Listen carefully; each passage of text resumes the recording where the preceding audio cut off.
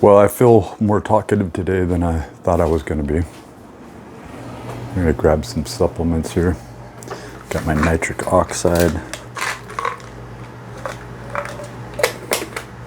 I already took a little bit of vitamin C. And we're going to be doing more video editing, so that the goal is I'm going to save the creatine since there's sugar in that. I cut down to doing a third, and there's 8 grams per serving, so a third still gave me 3 grams of creatine, along with a little bit of branched chain amino acids. So I'm looking forward to doing that later. There's absolutely no excuse whatsoever.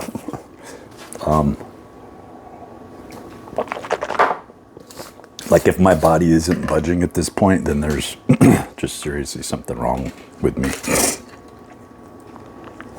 But the goal is, so the idea is to rapidly gain muscle mass and therefore to increase your metabolic rate to the point where when you switch from a glycolytic nutrition plan, high glycolytic, total glycolysis, lots of sugar, lots of carbohydrates. The first thing I saw is my love handles go up. I saw the waist go up a little bit, but from the front perspective, I wasn't really getting wider, wasn't getting, the abs weren't that obfuscated, like I hadn't built up a 4 or 6 pack yet. And so I thought when I got to 15 to 17% body fat and I was about to go down to 12 to 13, doing what I'm doing now, I thought, why don't I build? Like, why don't I just focus in on getting as big as I can in the shortest time as I can, as quality as I can, thereby increasing my metabolic rate and thus allowing me to be able to burn even more fat.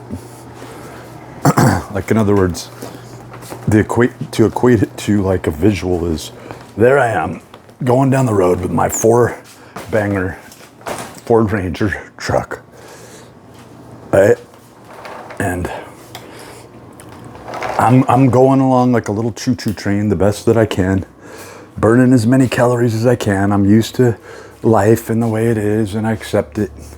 And then there's the notion of, and the realization of, dude, you've been 200 plus pounds of just ripped muscle mass, 18-inch arms, 50 freaking chest, 48 to 52, depending on how fat I was, right? Being able to like press 365 pounds at home, no spotter, for 5 or 6 reps and still have gas in you. Totally natural. You've been juiced on PEDs after you achieved all this, after you achieved all these fitness awards and fitness certifications, well over 20, right? And hung in there, stuck in there, and you have a huge history and a huge repertoire of experience, and your body knows it, right? And it's in those motor neurons. And in order to tap into it, you have to tap into it. You have to literally eat like you used to eat, go into the same behavior as you used to go into. So here I am, getting my body used to doing higher intensity training more regularly.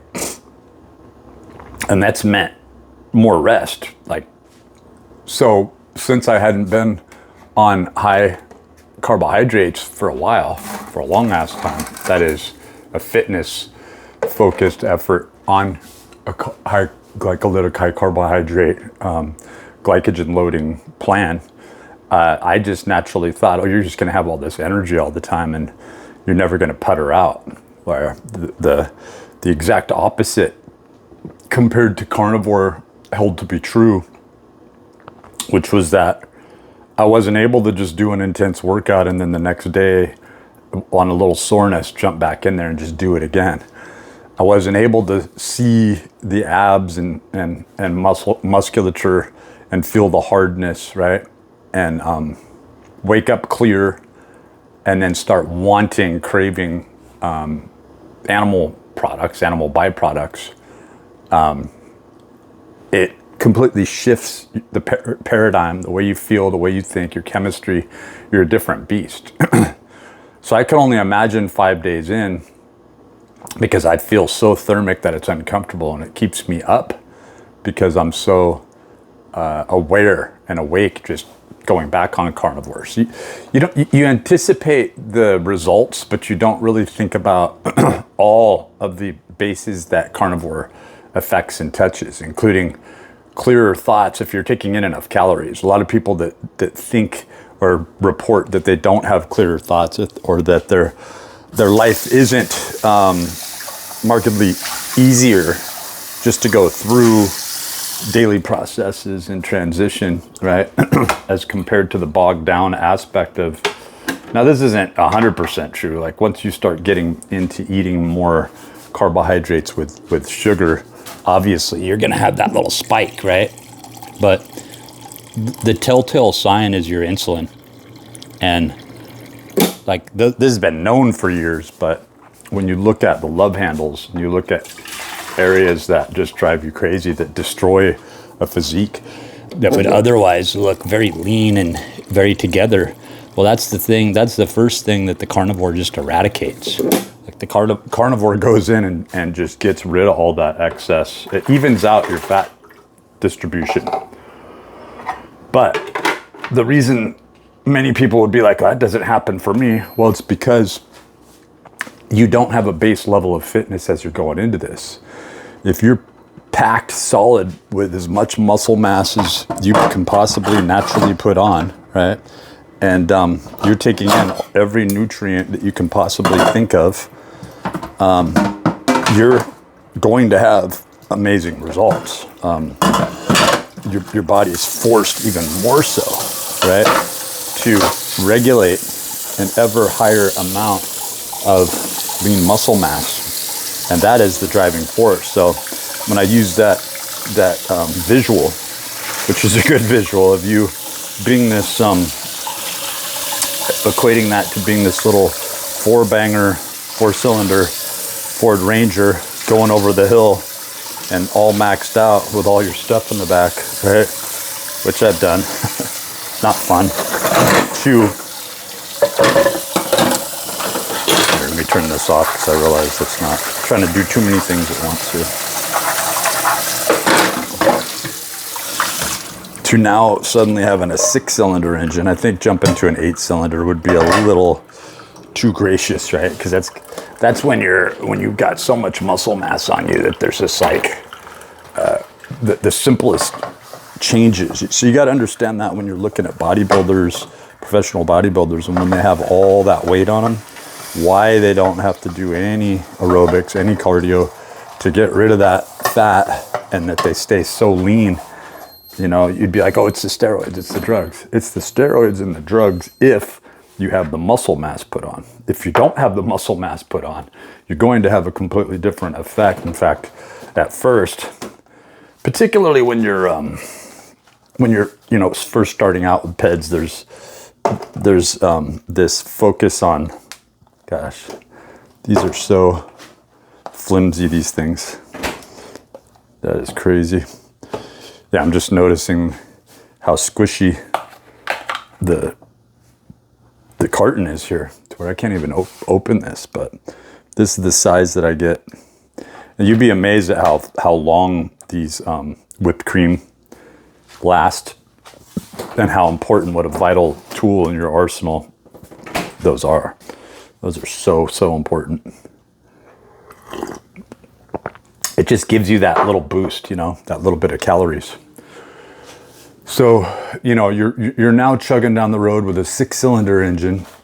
You did it pretty much overnight just by focusing on carbohydrates, focusing on intense training, putting on that muscle mass, going right back in through a gear shifting diet back into ketosis. And suddenly you're able to burn away that fat in twice the time. Like, I'm amazed at how quick I've responded. Like, I'm going into these sweats My sleep's affected. I'm completely thermic. I get on the scale. I'm eating all the time. I get on the scale after eating tons of bacon over the last few days, and I'm 5-6 pounds down. No walking, no intense training, just dropped. So really take that into consideration that, and for women, you have to time that around your menses. You need to train as hard as you possibly can and deal with the excess weight gain, but then also see that in a sense you have a hormone advantage, right? Because those follicular stimulating hormones, those luteinizing hormones, you've got this window that's naturally going to be prompted if you're taking in adequate amounts of calories. Now, I don't believe in the typical bodybuilding diet. People are on PEDs when they're doing that, when they're only doing 250 to 300 grams of carbohydrates, 65, 70 grams of fat, 150 to 250 grams of protein. Their body's hyper responding because they're on PEDs. Without the PEDs, that diet, it would be the most disheartening diet to do, because you'd feel like you're calorie restricting. You're not having any fun. You're having to regulate everything, right? You're only taking in a couple thousand calories a day. And where's the benefit? Where's the caveat? It's like this slow churning, just like that 4-cylinder, that depiction of that 4-cylinder Ranger going over the range ever so slowly. You know you're going to get up there, but you're kind of puttering and sputtering as you do so. And then you see the 6-cylinder zoom by you. And then you see the 8-cylinder kind of keeping up with the 6-cylinder and then being able to punch it and go up, but it's trying. It's putting out a thermic effort. So that's equated to the power movements that you're doing, right? So once you're able to really establish some good power exercises after your max strength phases, going down back into your endurance, you want to be able to blend these in properly in a mesocycle. And this is really what marks somebody as a professional in their own right, in their own lives.